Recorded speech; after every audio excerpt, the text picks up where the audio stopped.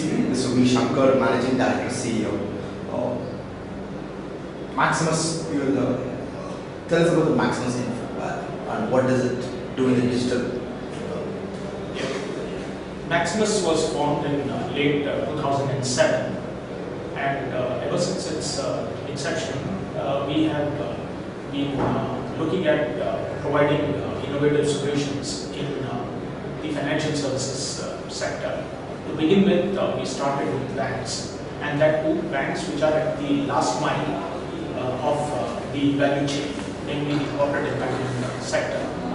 And going forward, we have now embraced also the service providers to banks, and we will also be moving into insurance and non-banking financial services.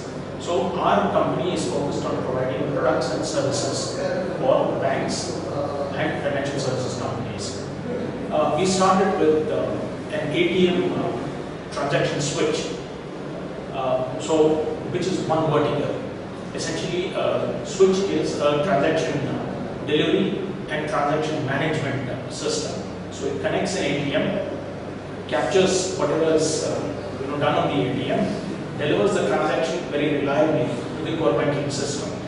So this we did, and over the last 7 years, we have acquired about 75 cooperative banks as our customers. Then the second vertical that we do is the transaction monitoring or device monitoring. Now, as you know, ATMs are all installed in locations which are both on-site, which means within the bank branches, and also outside, and that could be in remote locations.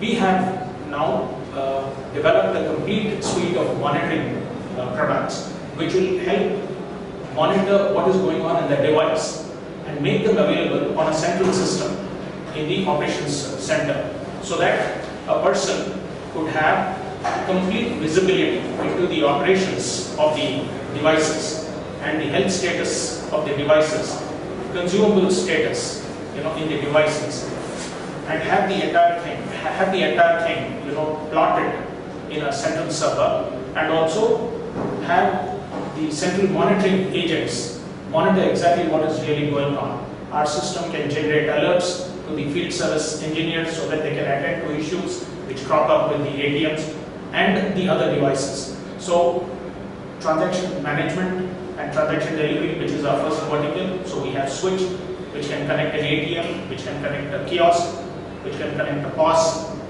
device, and now it can also connect a mobile device. So it's a medium, it's a middleware which connects the front end to the back end. Then device monitoring, which is essentially remote monitoring of devices through both applications which are resident on the devices and also applications which are at the central system, so which is the second vertical.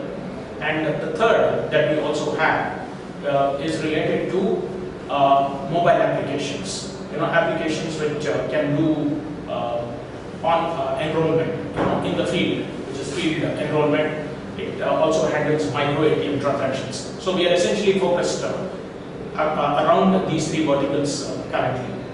And our ATM monitoring solution is used currently to monitor about 9,000 ATMs across 6 states, and this is spread across all the 28 public sector banks and 6 Grameen banks.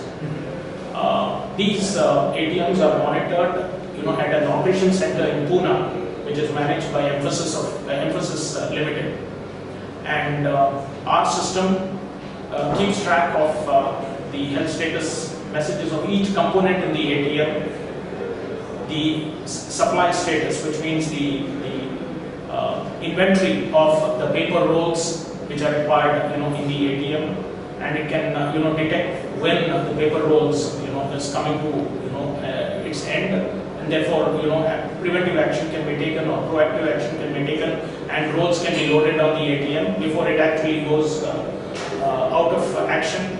It can monitor the level of cash that is there in the ATMs, so that even before the ATM goes completely out of cash, the engineers and the field services agencies get intimation about the fact that this ATM is going to run dry, and they can have cash moved across and replenished in the ATMs. So this is what we do.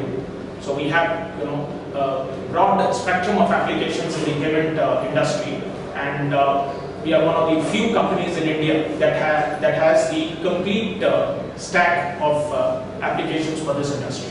What is the impact of these technological interventions for the stakeholders? Yes, I mean that's a very good question. See, one of the things that definitely has happened in the market in which we operate, because one segment of our market is the cooperative banks. Now, cooperative banks over the last 4 to 5 years have embarked on major automation exercises. Obviously, the first exercise was the core banking system, and there is an RBI mandate, for all the cooperative banks to go on to the CBS platform, and the deadline is December of 2015. Now, the next stage of automation would be connecting the CBS to different delivery channels, starting with ATMs. Now, what the cooperative banks have been able to achieve because of this level of automation is that they are today providing a banking facility for their customers, and we are talking about customers who are spread not in the tier 1 city or the tier 2 city. They are actually in tier 3 cities or tier 4 cities. These customers too today have an interoperable banking facility. So when they use the RuPay debit card, which is issued by their bank, that is the cooperative bank, they can use this card on any of the ATMs which are part of the national financial switch, which is run by NPCI. So they have become part of a national network which has 160,000 ATMs in the country. So this has helped the banks provide better service to their customers, because if the customers did not get this facility, then they would have gone to some other bank. They would have changed their bank, but the banks have been able to retain their customers by providing technology. 2, by adopting technology, these banks have not gone in for a conventional brick and mortar style of expansion. They are using these delivery channels, and these delivery channels, while providing the core banking services like cash withdrawal or inquiry or passbook printing, has brought down the cost of operations for the bank. So the bank has also achieved a financial benefit. One is customer retention and improvement in customer service. The second one is cost of operations per customer has also come down. So this is the second benefit that the cooperative banks have achieved. And the last thing, which is the most important thing in my mind, is that the cooperative banks today also have a very important role to play in the entire value chain when we talk about financial inclusion. The buzz everywhere in India today is to ensure that even the unbanked segment of the population is brought into the banking fold. How do we do that if we don't enable the last mile, which is essentially the cooperative banks, to also become part of the national system? So our tools, our products, our services help in these entities also become part of a national system. That is where we operate. Since you are one of the major technological solution providers, where do you think lies the challenge for financial inclusion? It's in the technological intervention implementation, or is it in the mindset of public sector banks and cooperative banks? Technology has improved. There is no denying the fact that over the last 5 years, network connectivity has improved, spread of networks have improved, mobile technology has grown by leaps and bounds. So technology per se is not a showstopper. It has grown. If not for the tier 5 and tier 6 cities, but at least in tier 3 and tier 4 cities, technology is not such a major issue as it was perhaps a decade ago. So that is one aspect of it. Now, how do we ensure that many of the services that are done by, let's say, the large banks, whether they are in the public sector space or whether they are in the private sector space, how can they ensure that some part of their operations can be outsourced to the cooperative banks, because the cooperative banks are closer to the customer, and develop a collaboration platform in such a way that both act as partners. Today, a public sector bank would generally not get into a partnership for any of the core banking functions that it is doing, because it's entirely in-sourced. I mean, the entire set of operations are handled by the bank itself. I feel, one of the issues that can really,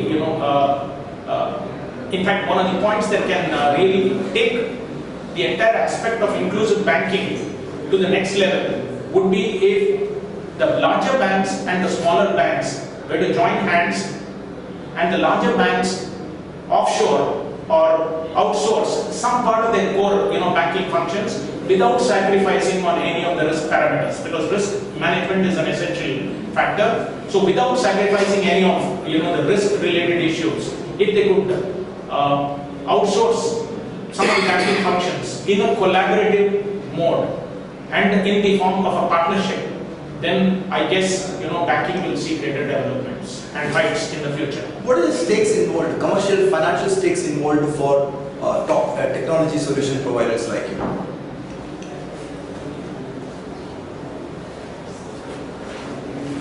Go ahead, sorry. As far as the commercial model for technology providers is concerned, increasingly the market is moving from a capex driven mode to an opex driven mode. Today, a good part of the ATM operations is getting driven by an opex driven model, whereby the banks don't have to invest in the infrastructure.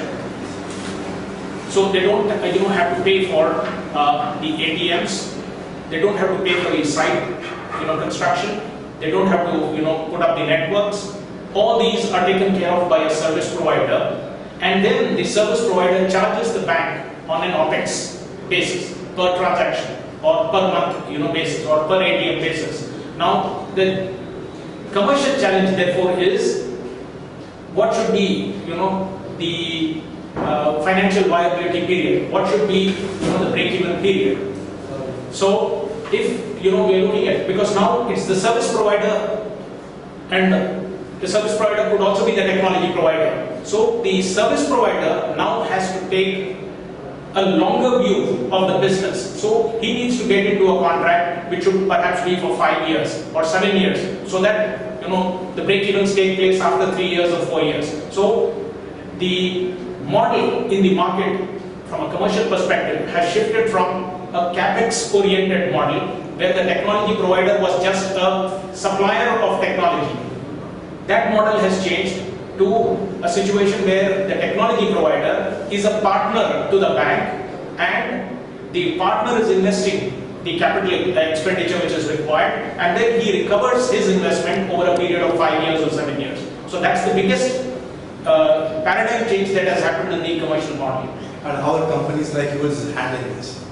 We have to take a call. I mean, we don't chase every business which we feel is unviable, because the market generally, through competition can drive the prices down. If we feel that the prices are dropping to a level where it becomes unsustainable for us, we generally, walk away from that, business. But whichever business we feel, can give us returns or at least help us break even, from the third year onwards, we would take that up. So obviously it means larger working capital requirements. It will mean funding, adequate funding, and since investors are available, to invest in companies, which have good ideas, good solutions and products, we do not think it's a constraint. Is there a huge potential in the financial inclusion program? Definitely yes. Definitely yes. Considering the fact that a little more than half the population in India is unbanked, and financial inclusion is the way forward. And when we consider the amount of money that let us say is that ends up in cost of administration, which means if you're talking about let us say delivering a certain amount of money to a beneficiary as part of a Manrega project, or under the direct beneficiary transfer (DBT) scheme, a good part of the flow could be the cost of administration, because the administration pipeline is very huge. Now, if you are able to do electronic transfer straight from government to the customer under a G2C model, I'm sure there would be substantial benefits in terms of reduction in the cost of governance and faster delivery of benefits, because the benefits are available just electronically. I mean, it's an electronic credit that takes place in the account of the beneficiary. So I guess it will be a win-win for both government as well as the customers. Thank you so much. Welcome.